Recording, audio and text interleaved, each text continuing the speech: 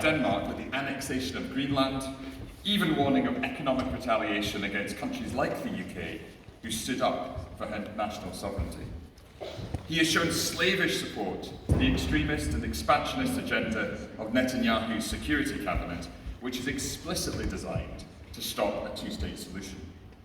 He has sought to establish a pay-to-play rival to the United Nations, his so-called Board of Peace, which frankly looks more like a rogues gallery than a serious international institution.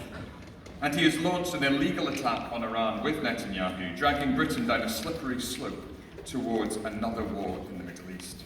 Just this morning, having berated the UK last week for not rushing to join the war, he has begged us to send warships to the Strait of Hormuz.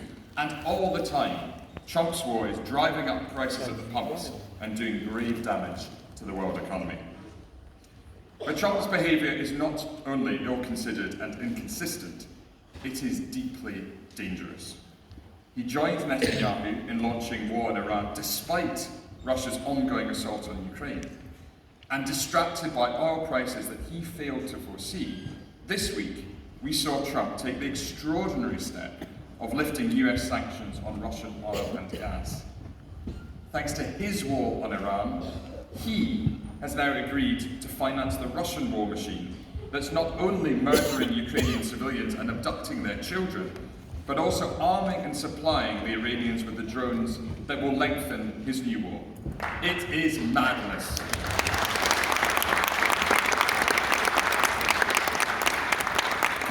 Not only has Trump consistently undermined the international rule of law, we've also seen the Trump White House commit to what can only be described as a more insidious program.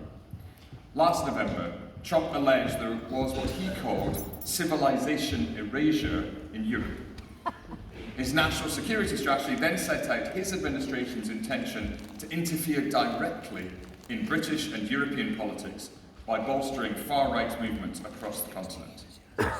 It is not enough for Trump to destroy the international system based on law and diplomacy.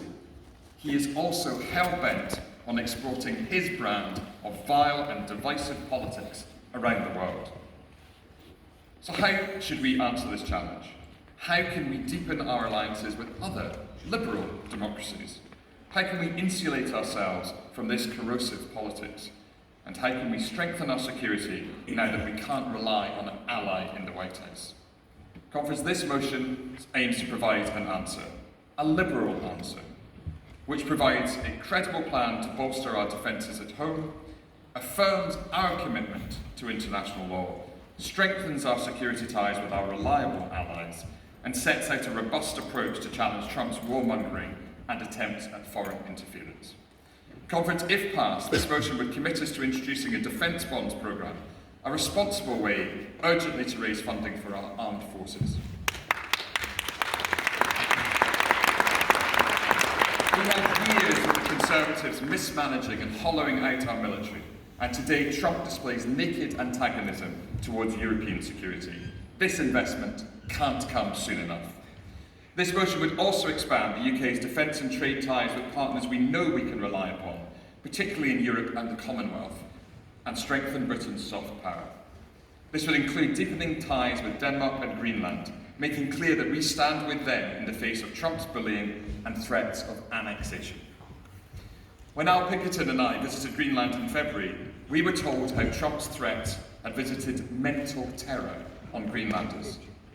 Since then, Trump has had the incredible cheek to send a hospital ship, even though we heard from islanders who had postponed necessary treatment which they were happy and able to receive in Denmark because they were frightened that Trump might invade while they were away.